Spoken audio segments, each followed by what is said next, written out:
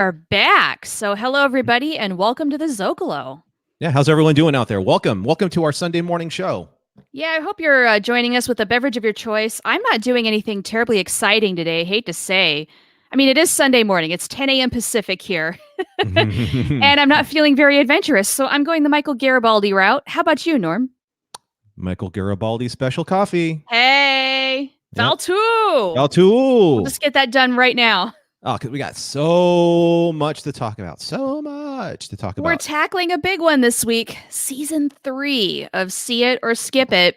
You know, I feel like this is going to go one of two ways. It's either going to be the easiest see it or skip it, and we're just going to say, watch it all. Or it's going to be really like we're going to be sweating some serious details, and it might be the hardest one we've ever done. We'll see. Well, for those of the viewers who are joining us this morning, thank you for joining us. Thank you. The see it or skip it format is really difficult because, sure, as fans of Babylon 5, we could just say, watch it all. That's of course. Sure. Yeah, of course. I mean, ideally, that is the case scenario there. Right. But we have strict criteria to make it a little bit more challenging for us, to make it a little more challenging for you, the viewers, if you've seen Babylon 5 already, to kind of put together a list that's based on the criteria of how does it work for the prime narrative, I guess, is the fairest way to say. Yeah, the essential overarching story. Should we go through our criteria? Because I don't think we've done that in a little while, and this might be a good time to refresh ourselves as well as our listeners what exactly our objectives are here. Yes. What are our objectives? Okay, so here's our criteria.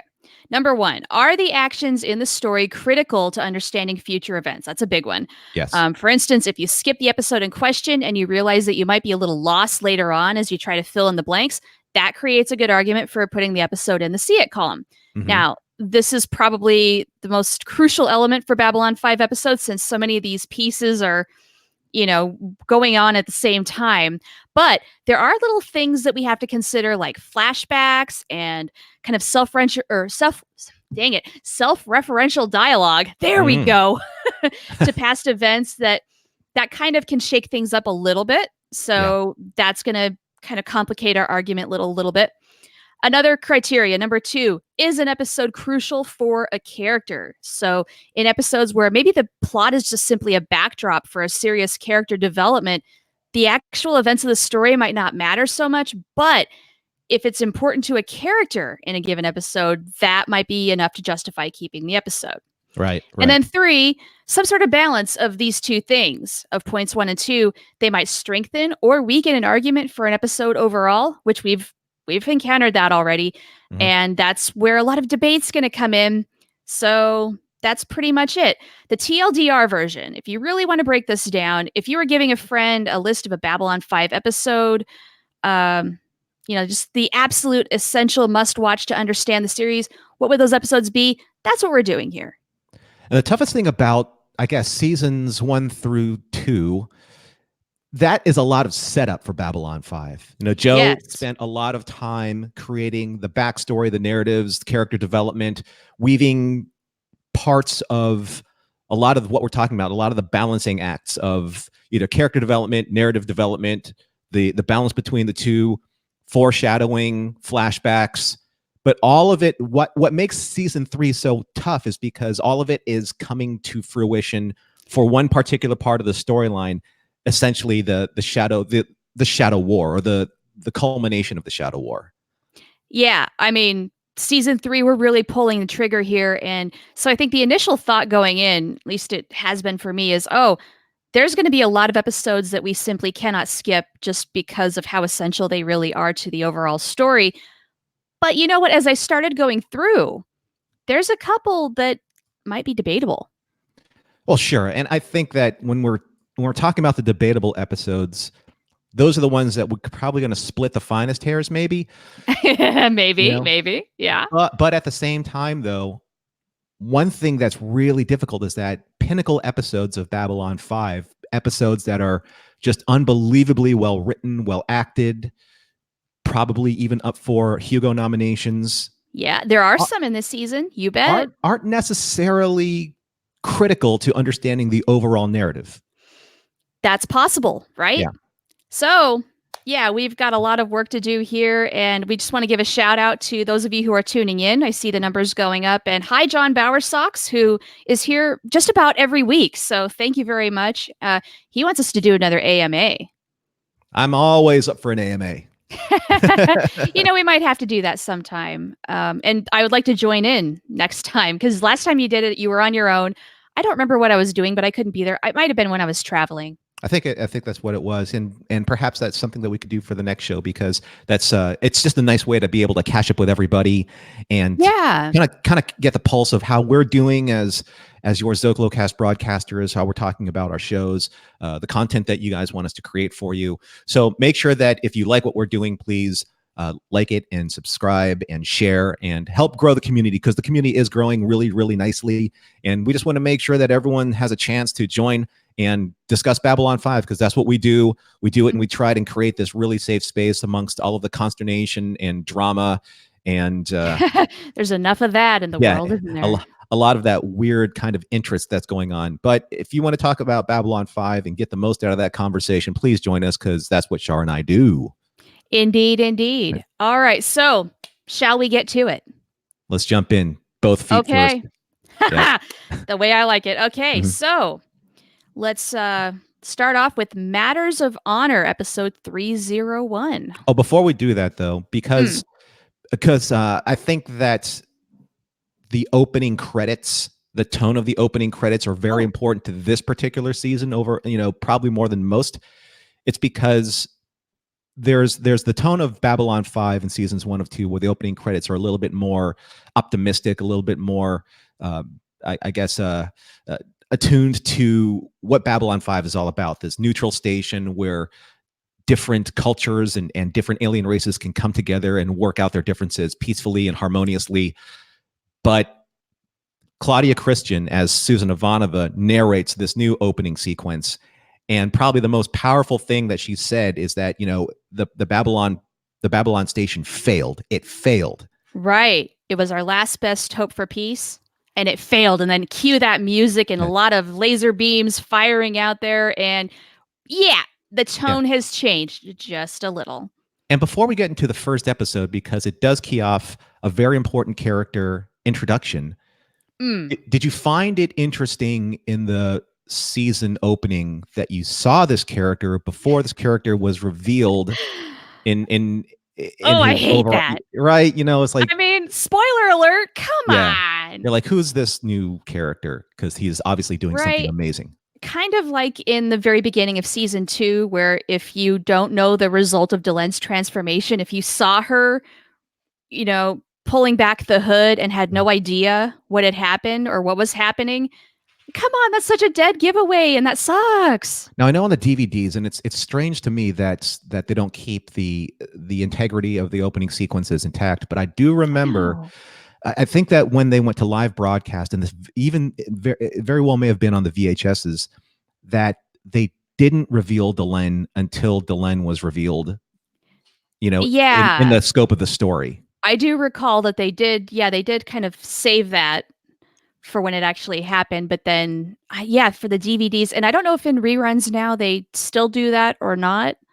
I'm not sure, but I think that they're just playing them off of the DVD masters now. Yeah, are they? Yeah, I think they are. But I haven't watched Comet specifically for that reason. I can't say I have either. I mean, I think it's awesome that they're showing Babylon 5, but a lot of times I'm driving home from work when the show is actually on. All right, Char. So let's jump into it with Matters of Honor. Okay, so we'll do like a little synopsis just to refresh everybody about what each episode is about. And these come from Wikipedia, so they're fairly short and concise. The Babylon 5 crew is presented with a new weapon with which to fight the growing shadow threat. An official from Earth Force comes to the station to investigate Lieutenant Keffer's recording. Okay, this description, it tackles one new element, but skips on the other. So they acknowledge that we have two new things. One is the White Star as an introduction, and then, of course, Marcus. Yes.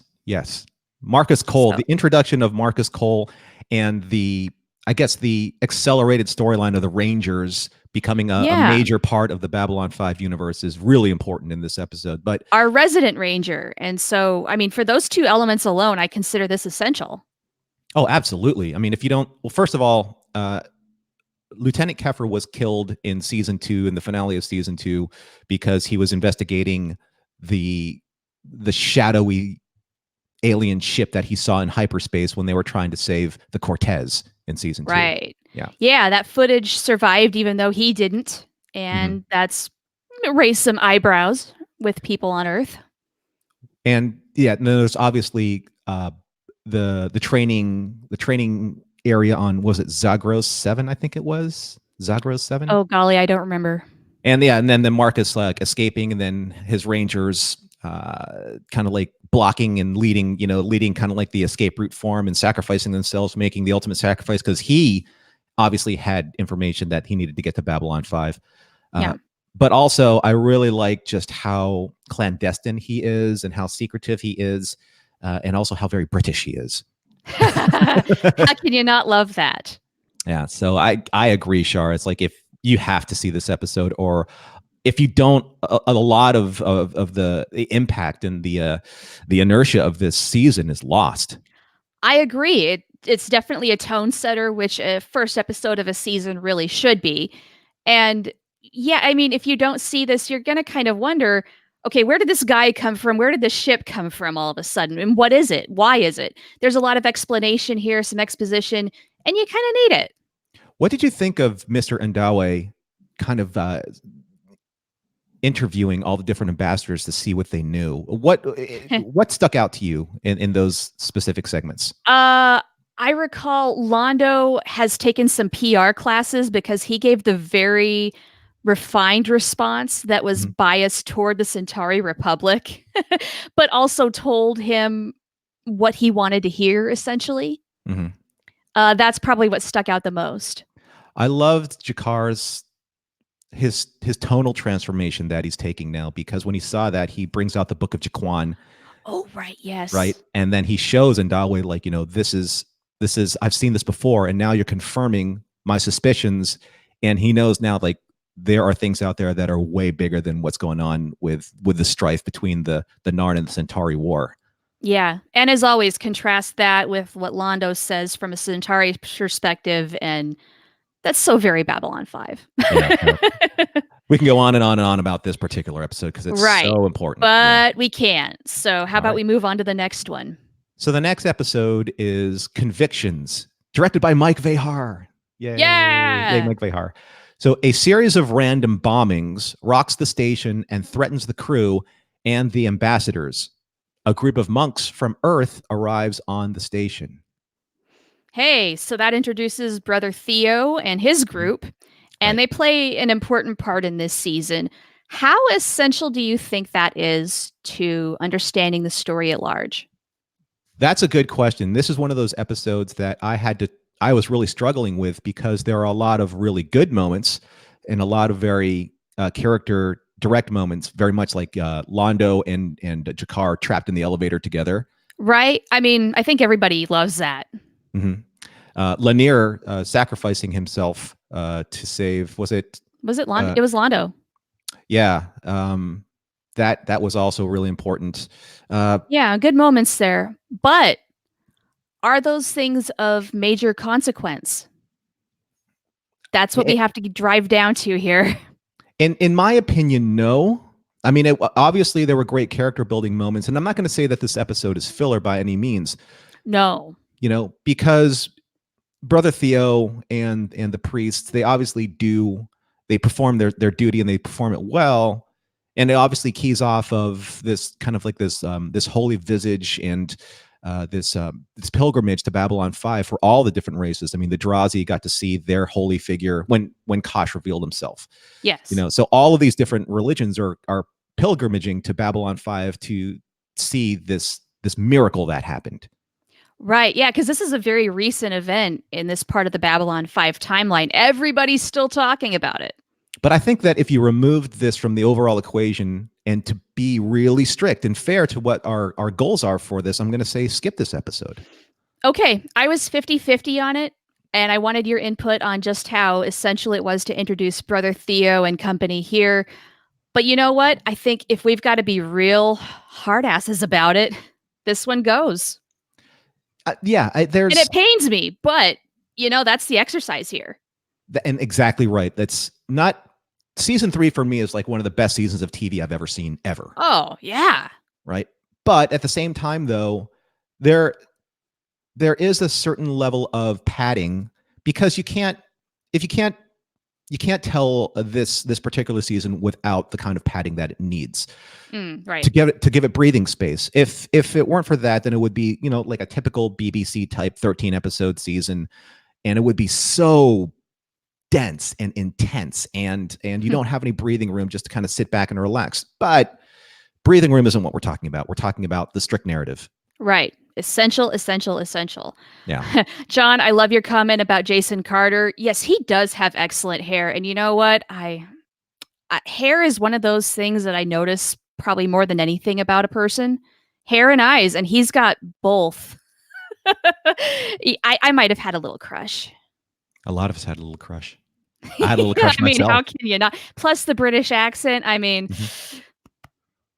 Oh, and also, just from a production standpoint, he is the only Ranger that has more of a distinct uniform about him. It's true. He's got this. I don't know. He's got the full package essentially. The nice silk sash and the range. He's got the fighting pike, and he's just looking good on top of it.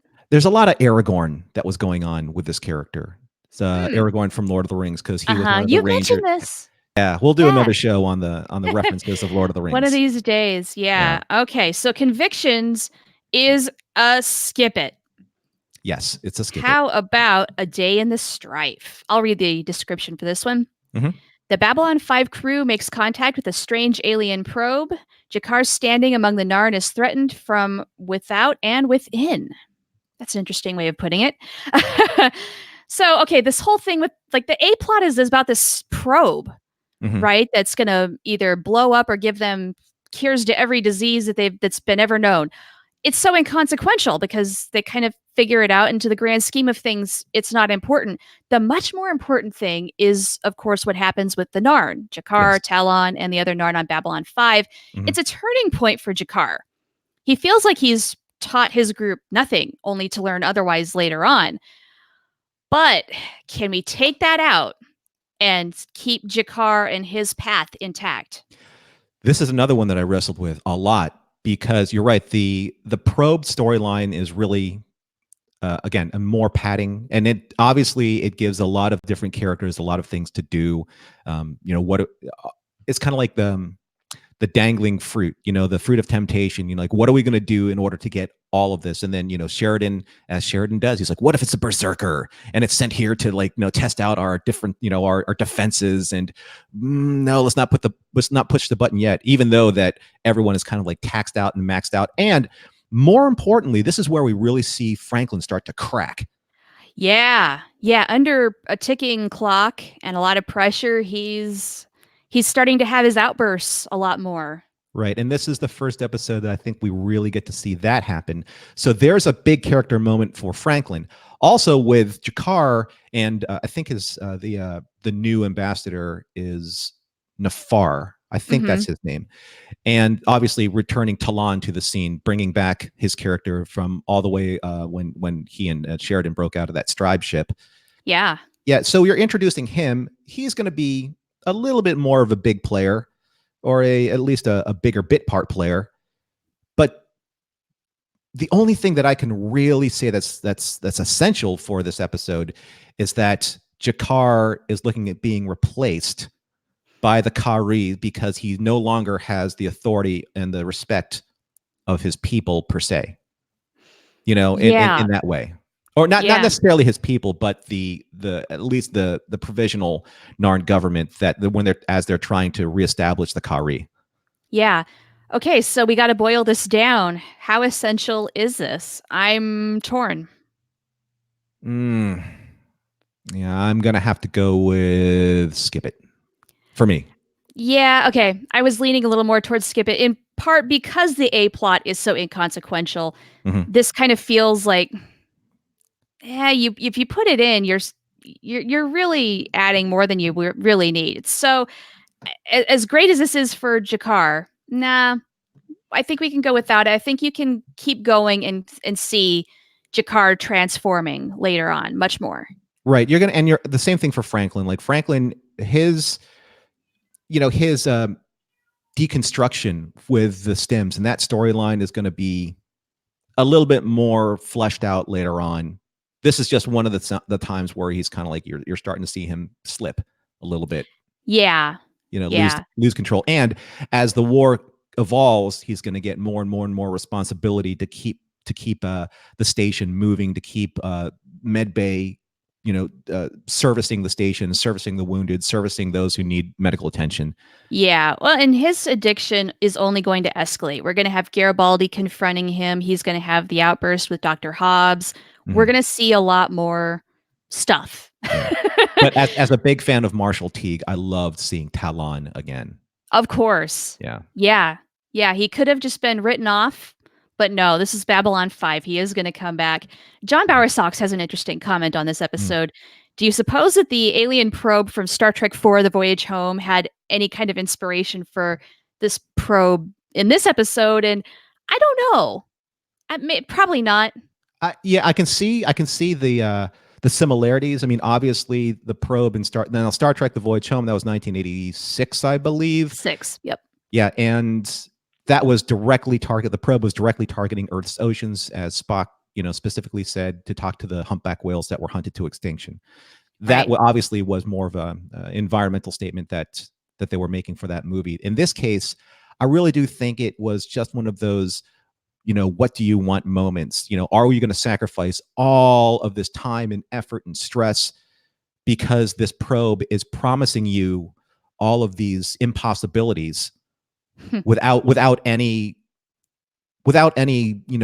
slight chance of even being able to deliver on those promises. There was nothing that the probe gave them. It's not like they gave them, okay, here's the cure for the common cold. Now give us all of this information and we'll give you more.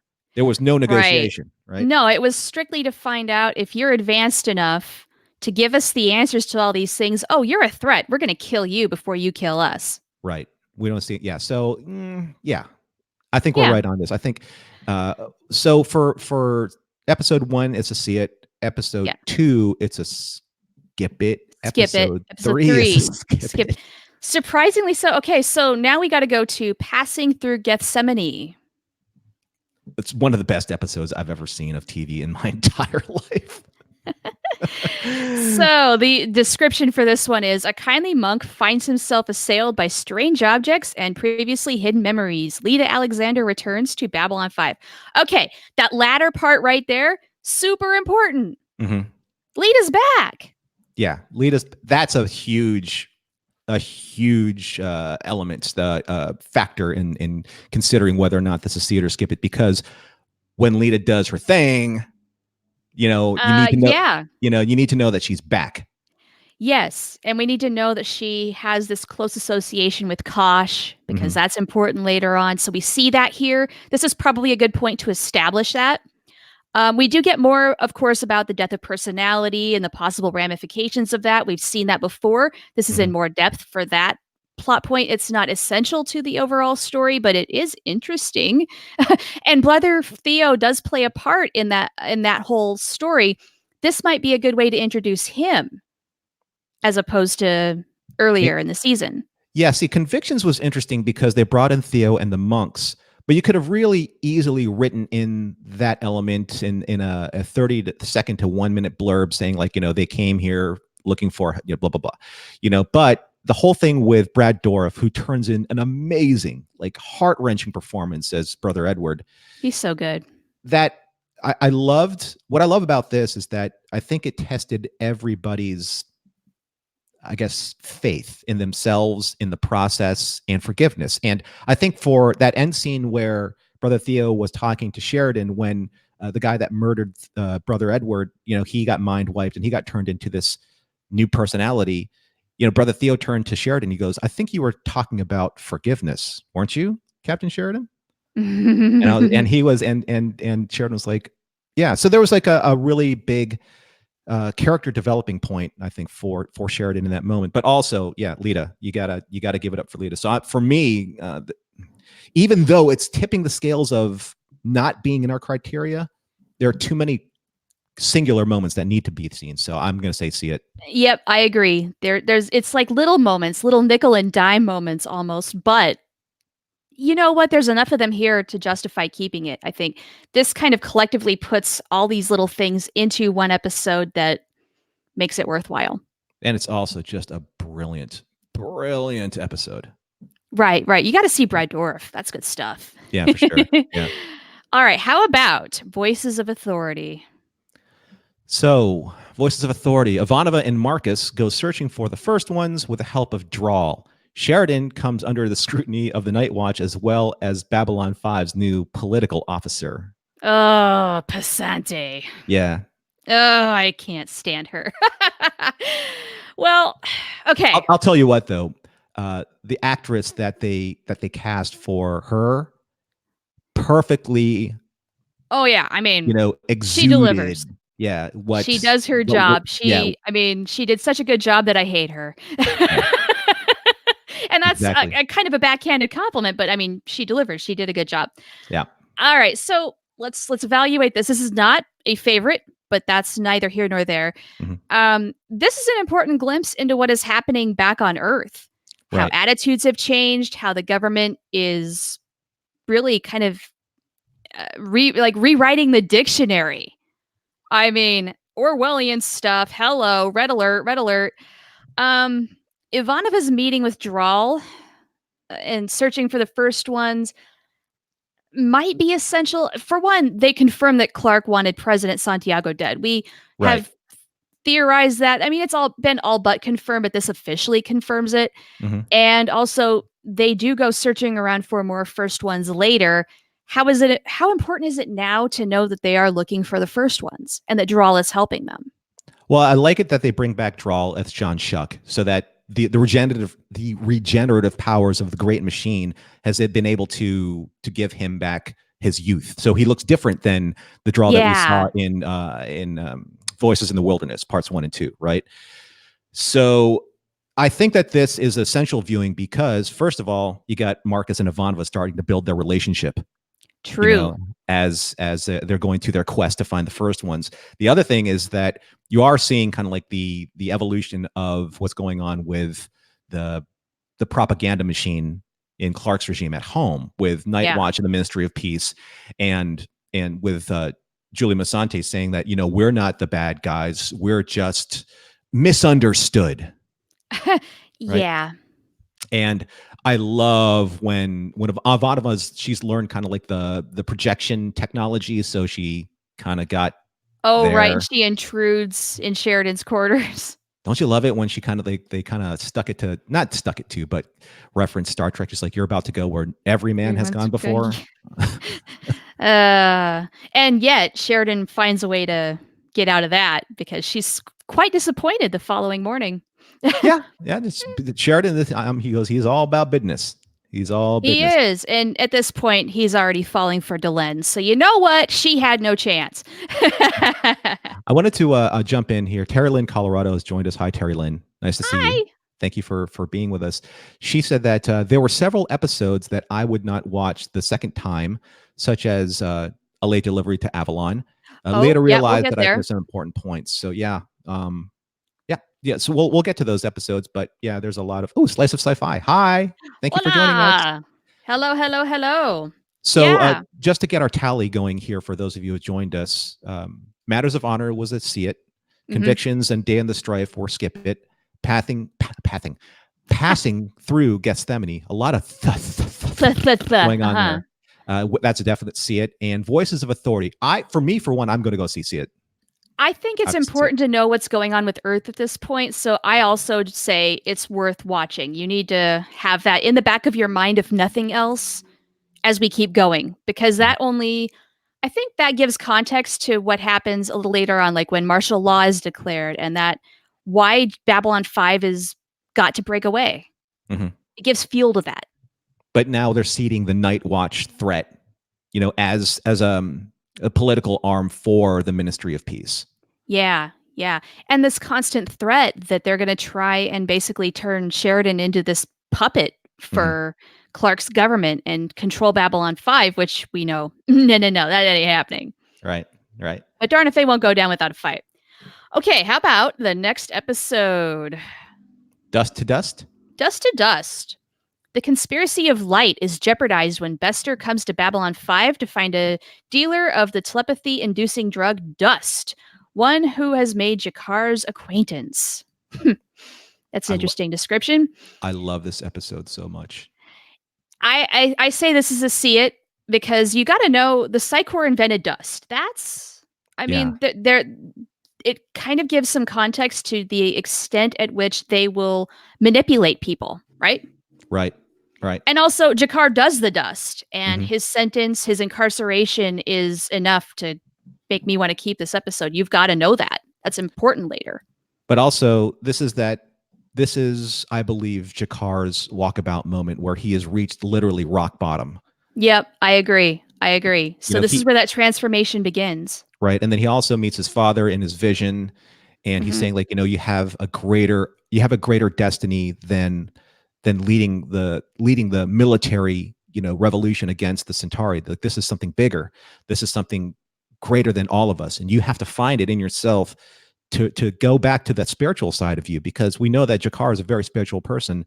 Yeah. And this is that moment where it's either, pardon my language, it's shit or get off the pot. You got to start going right? in the right direction. Yeah. Yes or no. You've got to pick one way. Yeah. I agree. Yep. Okay. So this is a keeper. Absolutely. All right. Next one is Exogenesis. Franklin and Marcus investigate an outbreak of parasitic aliens, and down below, Ivanova is tasked with determining whether Lieutenant Corwin is suitable for the conspiracy of light. Oh, Corwin. I love how awkward he is. I say this is a skip it. Yeah, I agree. The ancient scorpion-looking alien thing, the story, it's good. Marcus and Franklin friendship building, but the story itself is negligible, and I think you can get the character building elsewhere. This is just the start of that. And Ivanova testing Corwin's loyalties is also skippable, just because you could go straight to Severed Dreams and get his reaction. I was a little surprised, but I'm with you. That's all you need to know. Yeah, it just, again, there's a lot of great character building moments. And Babylon 5, more than most other series, the small moments are very critical for the characters, but not necessarily there's some critical great for the little story. moments. Yeah, absolutely. One of my favorites is at the very end of this episode where Ivanova takes those flowers and she thinks it's Marcus who gave them. She says, "Keep them," and he says, "Thank you, I will." It's adorable. But it's a very Three's Company moment, kind of like you're taking things out of context, and Marcus is like, "Hey," like, okay, maybe she does like me. Yeah. Yeah, it's adorable. Slice of Sci-Fi also agrees the triangle is good stuff, but you don't need it. Not for the story at large. Sorry, this one has to go. Yeah. We're kind of like we're going back and forth. We're a little balanced, like on the tally sheet here. I'm surprised, but I have a feeling that's about to change. It's about to change. Yeah, it's about to change. Because now we're going to go to messages from Earth. Again, Mike Vehar. Yes. Mike Vehar. Yes. So this is the start of the trilogy, if you will. A startling revelation leads Sheridan and Delenn on a dangerous mission into Earth Alliance space. The Night Watch expands its influence over Babylon 5. Hello, this is essential. So much. I'm just kind of like looking at my notes here. There's so much going on. All I have in my notes is we don't even need to review this. Keep it. Yeah, I mean, really is. God, it's so good. It is. I mean, if you're not watching this, what? Yo, this is some of the best parts of the show. And this is where, was it the doctor or the scientist from Ganymede? She's Dr. on the Kirkish. run. Dr. Kirkish. Yeah, she's on the run, and Marcus is bringing her through to the command structure to Babylon 5, and she's just like, oh no, was it Garibaldi? No, it was Marcus. Was it Marcus? Well, Marcus brought her to Babylon 5 because her life was in danger. Right. Garibaldi saw the shadow ship awakening on Mars way back when, he thought maybe he was a little crazy, but Dr. Kirkish confirmed that what he saw was real and that there's a lot more going on with the Earth government and these things. Yeah, so Garibaldi's kind of corroborating her story so that now you have two character references that are saying like this is the thing. Right. So you can take her at her word. Right. And obviously, Night Watch is chasing, or I should say, like Earth government is chasing her. Yeah. To silence her. Yeah. Yeah. And speaking of Night Watch, things are accelerating. We're starting to reach that fever pitch at this point. That's super important. So keep it. Right. Let's see. Yeah, you're right. We're going to hit a stride of keep it's here because we're going into point of no return. When President Clark dissolves Earth's Senate and declares martial law throughout the Earth Alliance, the command crew must find a way to stop Night Watch from taking over Babylon 5. Londo receives a prophecy from Emperor Turhan's widow when she visits the station. So much going on in this episode. Again, oh my God. Gotta keep this. We're in some prime time essential stuff here. I don't think we need to discuss this in too much depth. But what I like is that the prophecy at the end, and we have Major Barrett Roddenberry, as Lady. That's not Lady Morella. Morella. Yeah, and it was obviously nice to see her on the show, not as a Beta Z or Betazoid or Beta Z. Betazoid. Right. She's no Loxana Troy in this episode. But there's the prophecy at the end. It's like, you will be emperor. You will also be emperor. Right? Yes, this is where we get that revelation where not only will Londo be emperor, but Veer also will be emperor. And the awkward finish where Londo won't even eat any dinner because, well, what if Veer's at this point gunning to poison him? Right. So, yeah, that's... I love it. I love it so much. Yeah, and folks that are just joining us, remember, this is an in-depth review for these episodes. You should see it, and that's it. Right. Oh, John Bowerstocks has a great comment. There's also the dissolving of the Senate on President Clark's behalf here, where things are seriously accelerating. John Bowerstocks made a comment about what the Emperor did during New Hope. Reminded me of that at this point. Oh, Slice of Sci-Fi says, I would love to have gotten commentary on the scene between Majel and Marshall, Majel Roddenberry and Marshall Teague, because she steps in the elevator and she sees Talon. Right. Talon just smiles. Awkward. A little awkward, yeah. But Talon, it's just another interesting character. We'll get into him later on. Yeah, we're going to learn so much more about him. But let's get into it, Char. This is it. This is where the rubber meets the road, as I like to say. This is the episode. We are squealing the tires and we are prepared for takeoff.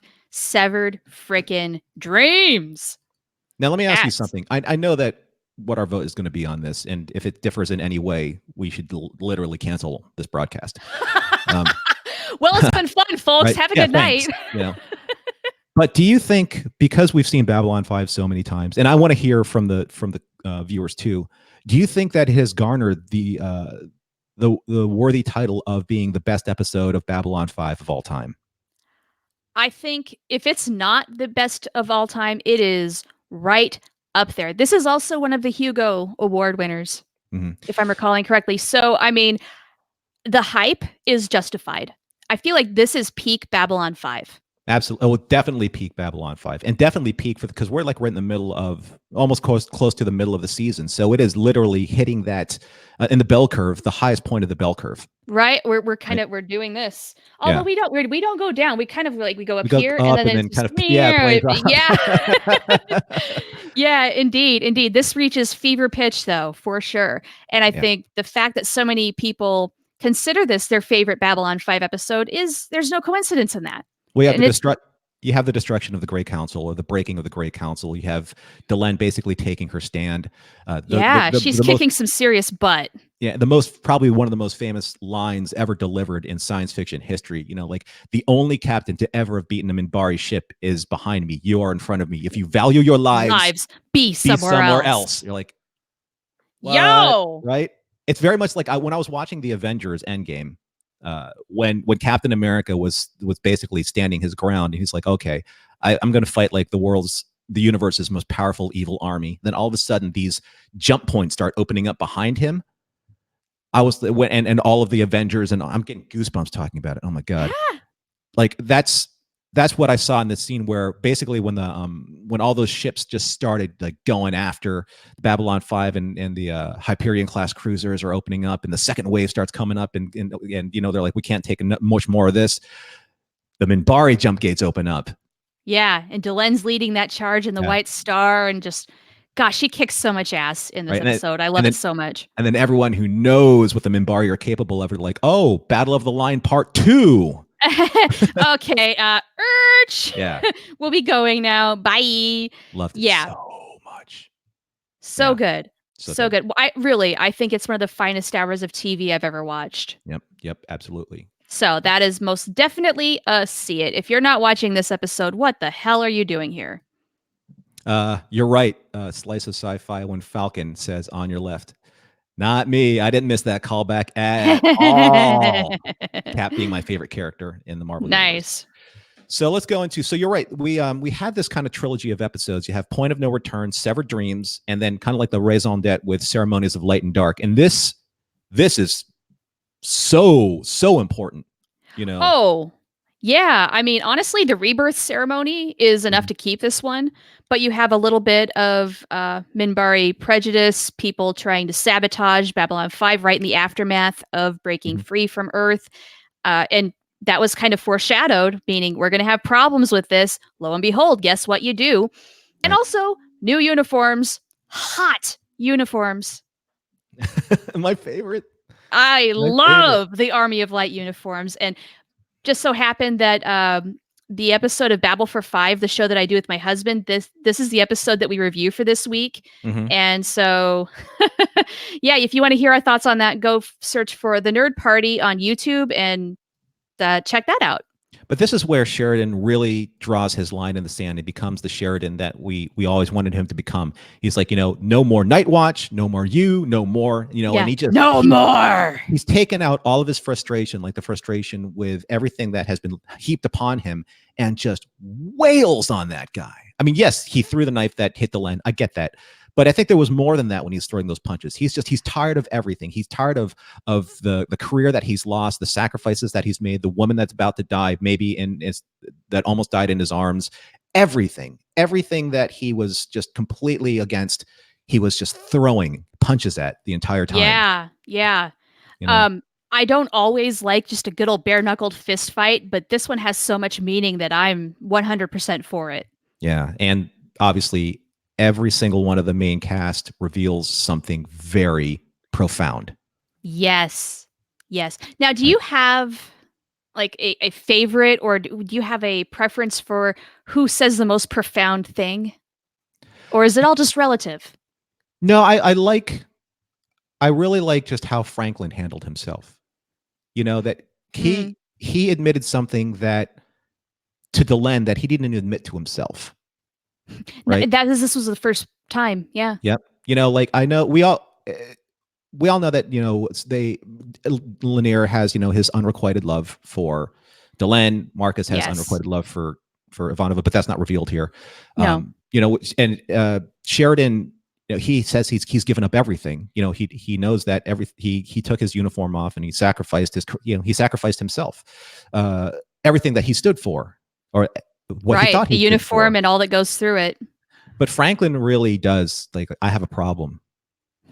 I love the way he delivers that, as if he's discovering that for the first time, like saying the words aloud. I think that changes the course of his addiction at that point, because now there's no denial.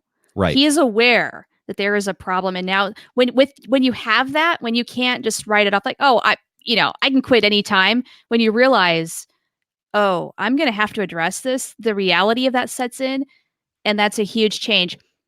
I think it's like just as important, though, that Ivanova reveals what she says and acknowledges feelings, which we know Ivanova is not very good at, and says the words, I think I love Talia. Yeah. And that word love is so profound, not just as either a sexual love or an attraction. It was like an all-encompassing love. Yes. And so knowing how hard that was for her, and then also to say the words, and then, of course, in the aftermath of that, it says so much about just how broken I think she is in terms of her heart. Yeah. She's lost so many people. All right. She's right now beginning to regret it. Yeah. Right. Yeah, I think so. Oh, so good. Okay, we've got to move on. I think we could talk about this episode for a full hour, but we've got to keep going. Right. This is a keep it, yes? Yes, for sure. I think so. Okay, so we move on to Sick Transit Veer. I love Sick Transit Veer. I love Linda C because she's such a bag of crazy. She's got that sweet sing-songy voice. She's pretty, and she's also a genocidal maniac. Right. There's a lot of similarity. There's a lot of history repeating itself going on with some of these episodes and kind of like some of what's going on in modern time. I mean, so, it's a little frightening just how relevant it all is, right? I mean, there's a lot of going like the similarities with the Underground Railroad and Veer doing the right thing. You know, having a Centauri with a moral conscience and center, like going Veer, my right? heart. Yeah, I love him so much. Was it Abraham Lincoln? Yes.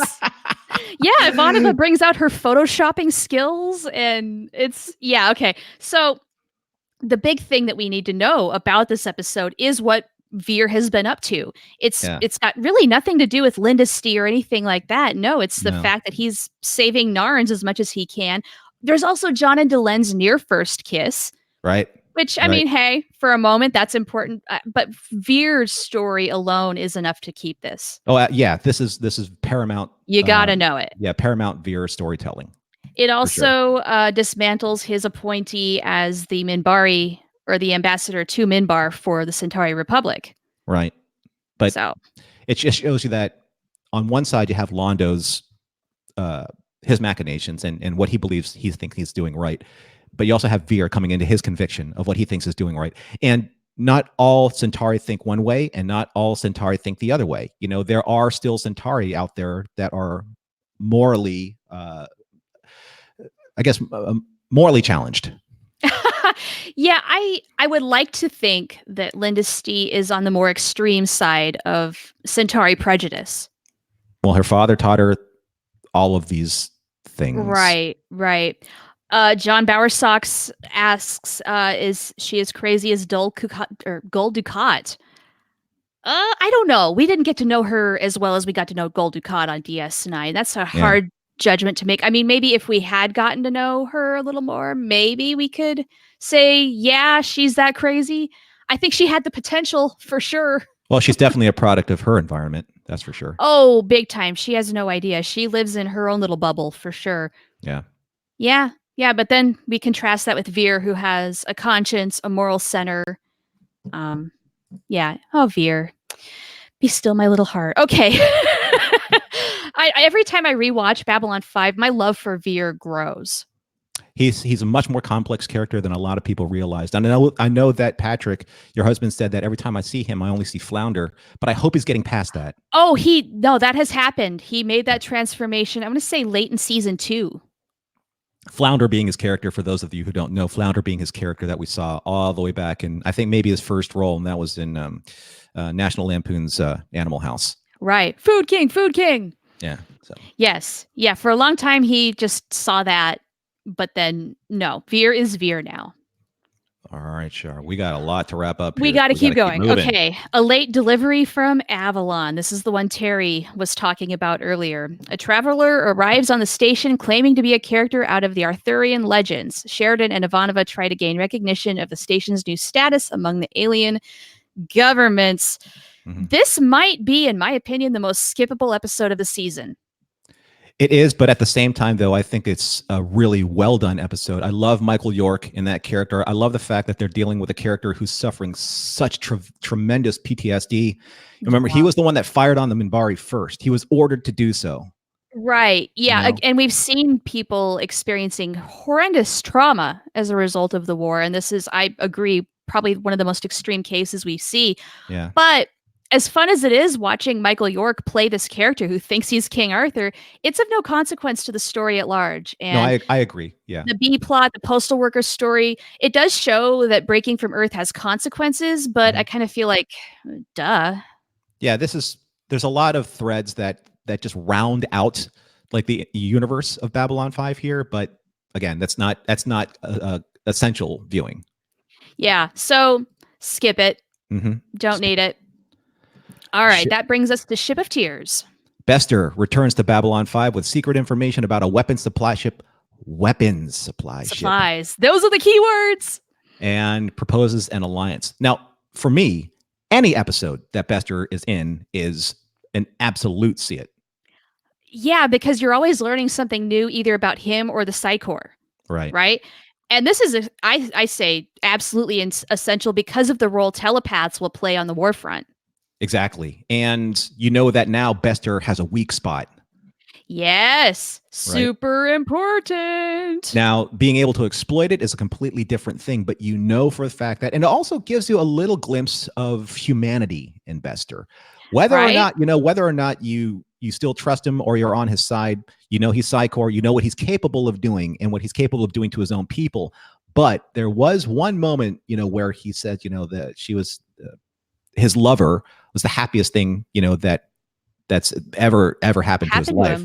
Right. Yeah, but he's kind of vulnerable and tender there. Yeah, but you know that he's using that chip to his advantage in the negotiation of getting Babylon 5 to help him. Of course, because he is a manipulative bastard. Let's not forget. There's he always has an ulterior motive. Always. always. Yeah. So it's like this really reluctant, you don't want to trust him, but you kind of have to in this episode. And it's a weird place to be in for all of us. It was always an unholy alliance with Bester. Yes. Yeah. Okay. So that's a keep it. How about interludes and examinations? The Shadow War begins in earnest, and it falls to Sheridan to rally a force against the Shadows. He requests help from Kosh, which brings profound consequences. Franklin deals for the stim editions. Well, you're a legend too. Oh my! That's right. Yeah, up yours. I know. Oh, so good. Good confrontation. I mean, I think you might want to keep it just for that because this is what gets the Vorlons involved at the expense of Kosh's life. You got to know that. It's the death of Kosh. Yeah.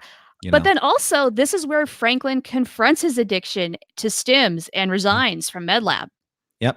And keep it. This is essential. There's some serious pivotal things happening here. Okay. Oh, and speaking of pivotal things happening. We're at a two-parter, War Without End, Part 1. All I have in my notes is, if you don't know why you should keep this one, you aren't paying attention.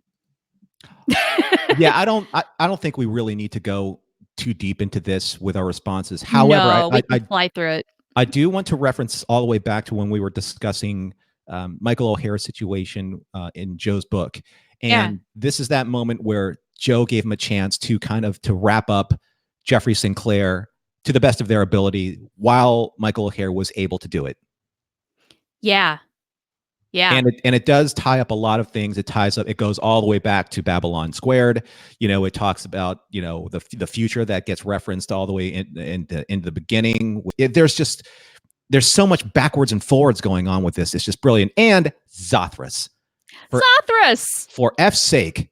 Oh, this is the Zothras episode. Moments. It really is. Yeah, right. It's so great.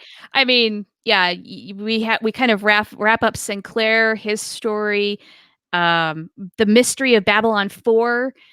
We find out what happened, and also we know who Valen is now. These are so essential points that if you're not keeping this, I don't know what in the world makes you think you're a Babylon 5 fan. So I'm just going straight through, parts 1 and 2.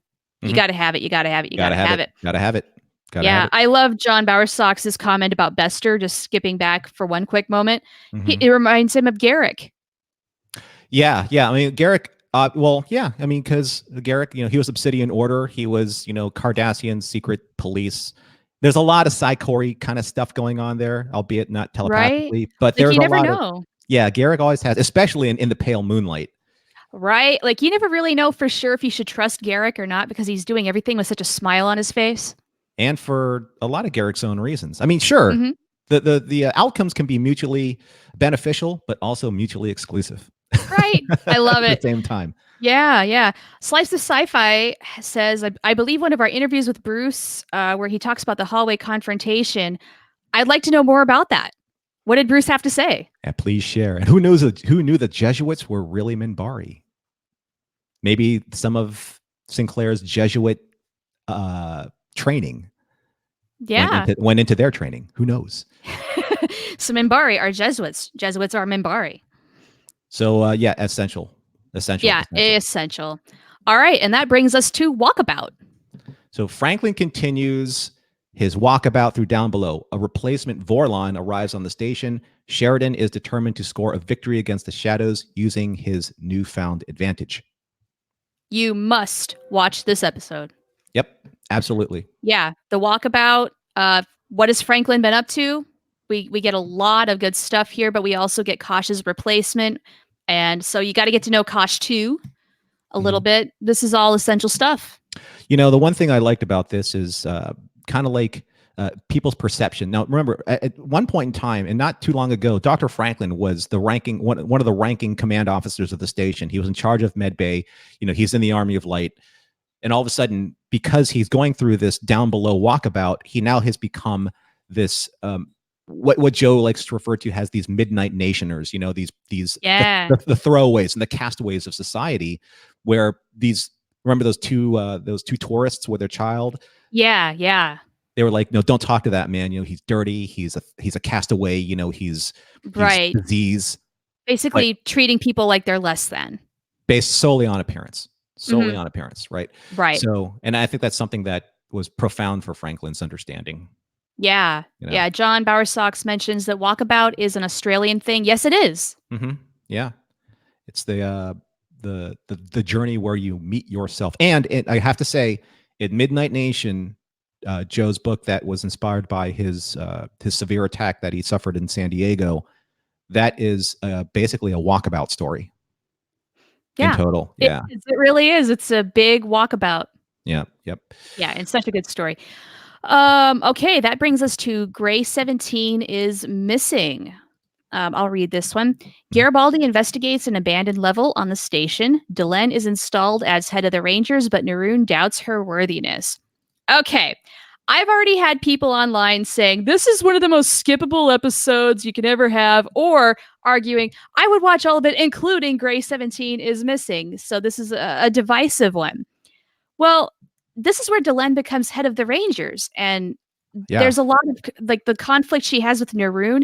That's going to be so important down the line going into season 4 that you must watch this episode. Is it everybody's favorite? No, but you're getting important information. And not only just Naroon's showdown with Delenn, it's Naroon's showdown with Marcus, a human trained ranger who's willing to die for the one. Doesn't matter who the one is. It's the aspect of dying for the one. That's what we were trained to do. Yeah, that opens Naroon's eyes. Right. A human about to give everything up for a Minbari. He's like, what's going on? Like how does this one person inspire our enemy, a human, to die for this cause, our cause? Right? How have I missed that point? Right. Yeah. Yeah. He's just dumbfounded by it, and then kind of begrudgingly says to Delenn, okay, I respect this, until Za, with his teeth gritted a little bit, but nevertheless, you know, kind of lets it happen, I guess, for lack of a better way of saying it. Now, the whole story with like the missing level, you know, Garibaldi's thing, yeah, that's not essential at all, but you really need the rest of it.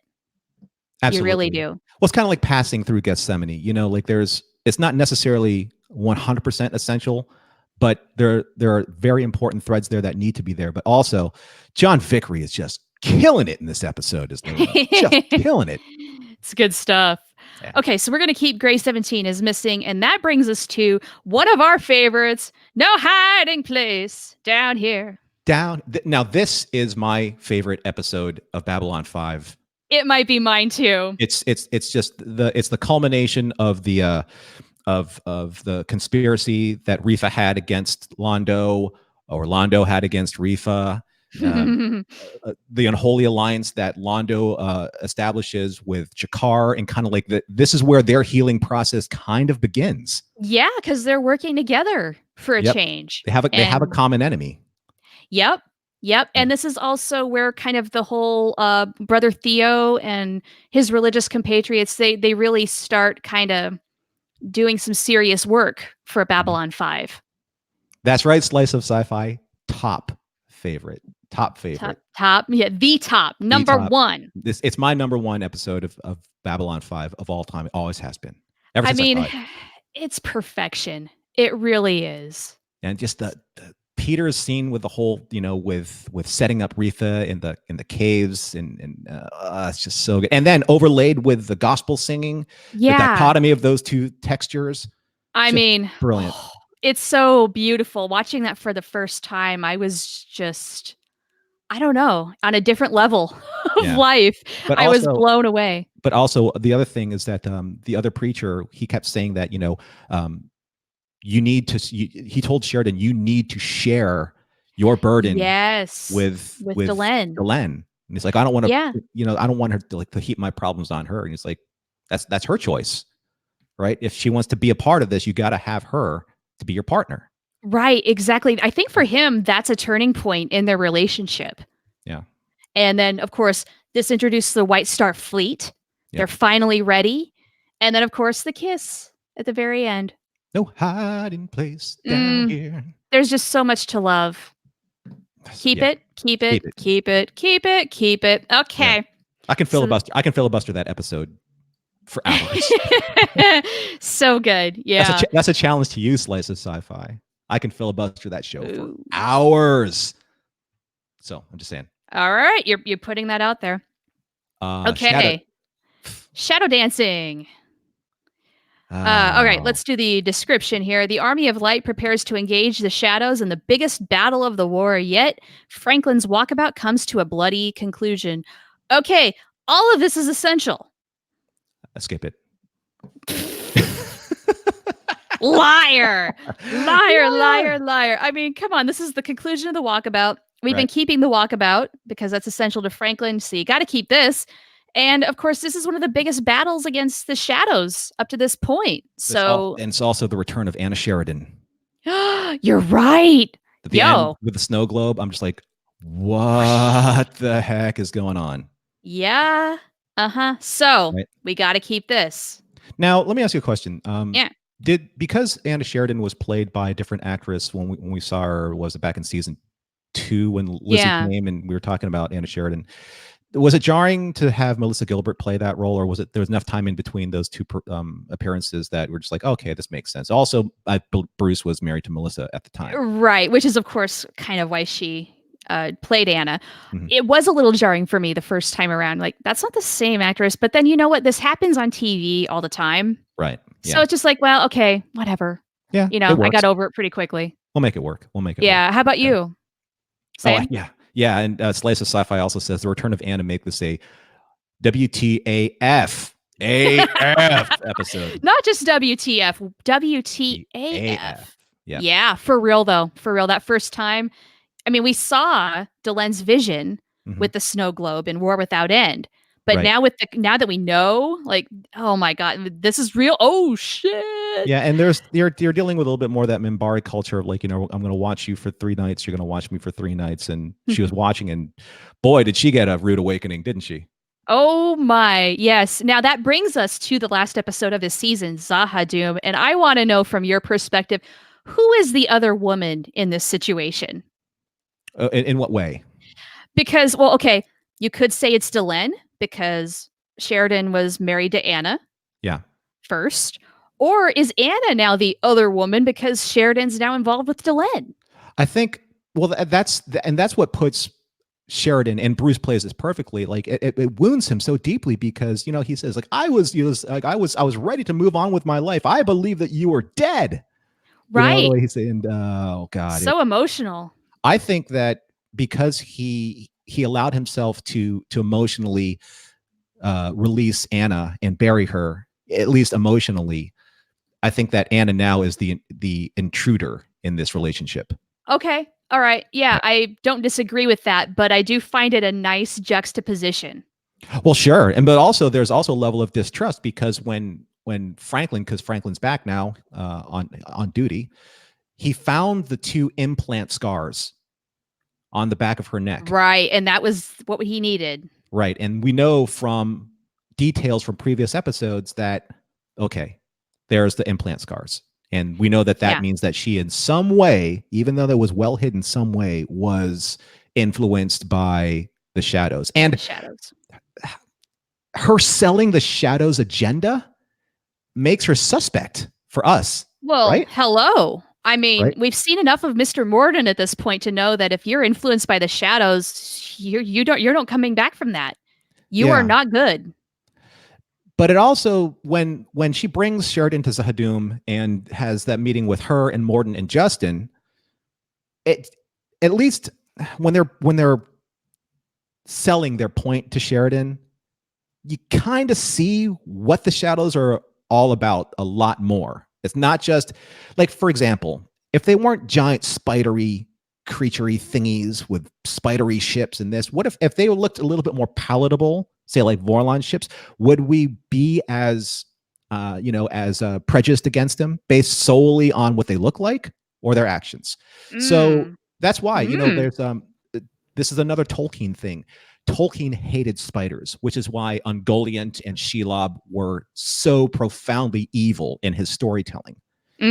Knowing that, and knowing that Joe's a huge Lord of the Rings fan, creating spiders as the shapes of the villains makes all of us, our lizard brains, inherently hate them. Psychologically, it makes a lot of sense. Right? But if they were fluffy bunny creatures, maybe not so much. Right. If they have nice big eyes and they look really cute. Right. So I'm just saying, but just from a human standpoint and them taking on human form or influencing human form with Morden and Anna Sheridan and Justin, you kind of at least get a chance to sit down and hear their side of the story. Well, and that's exactly what went down, right? Right. And but Sheridan does what he's been instructed not to do. He goes to Zahadum, but he's got to get their side of the story. And then, of course, has to nuke it because that's what Sheridan does. That's his MO. And I love it. And it's back pocket strategy. And he's like, if I'm going, and it was kind of like what Sinclair said, it's if I'm going, I'm going to take you bastards with me. Yep. Right. And John's just like, well, I got 2 thermonuclear weapons on my White Star. Right. Okay. We've got some great comments to wrap up our show because we do need to. We're over time here. Slice of Sci-Fi says there was a comment on how JMS hadn't realized that he'd made Sheridan's 3 wives, one from each Minbari cast. And when the fan mentioned it to him, he was himself surprised it worked out that way. I had not ever thought about that. Yeah. Whoa. My mind's blown. We'll have to look at that. The name. My name is John Sheridan. I am the match. The name of the fuse. Babylon 5. I love it. Yeah, that's a really interesting. We'll have to take a look at that. The 3 wives, Sheridan's 3 wives. Oh my God! Pestilence, famine, and death. That's funny though, because you have the 3 can. Oh my God, Minbari and 3s. Yeah, Minbari and 3s. Also, well, Joe and 3s. Joe loves his 3s. Yeah, indeed. You know who also loved 3s? Who? Tolkien. Of course he did. I'm just saying. Yeah. Okay. So let's wait. So what was our vote for Shadow Dancing and Zahadum? We're keeping those, right? Shadow Dancing. I think that was essential, and then of course you've got to keep Zahadum. Yeah. I'm just being facetious. Oh, okay. Yeah. Right. So that brings our total of see-its to 18 and 4 skip-its for season 3. So we started off somewhat evenly, but then things really take off, midway through the season, and it just becomes essential. Yeah, absolutely. When I think it was what episode did it really just hit the gas, like just full burn? I think Messages from Earth is what really starts it. Yeah, that was like you saw the shadow ships again. You saw the ship digging out the other ship from Mars. And you're just like, okay, this is it. This is what. Yeah, this is serious. Yeah. Oh, Slice of Sci-Fi says Star Trek help please before we go. With what? I don't know. Yeah. Chime in. Let us know. Yeah, we'll give you a little bit of time here before we go. But what kind of Star Trek help are you looking for? Should I watch it or should I not? It is Star Trek Day. This is the day in the 1966 when the show debuted. Is today the 8th? Yeah. My God. Yeah. Terry Lynn says the Melissa change was confusing. Yeah, at first it was a little bit. They did go back and they re-recorded the voice or the message, But I mean, they're retconning, obviously. They knew. Yeah, for sure. Let's see. I'm still catching up on the video. I'll never relay it again. Now, you know what? Don't worry about it. We're here, and it's going to get saved. If you want to stay with us in terms of our live chat, then yes, please.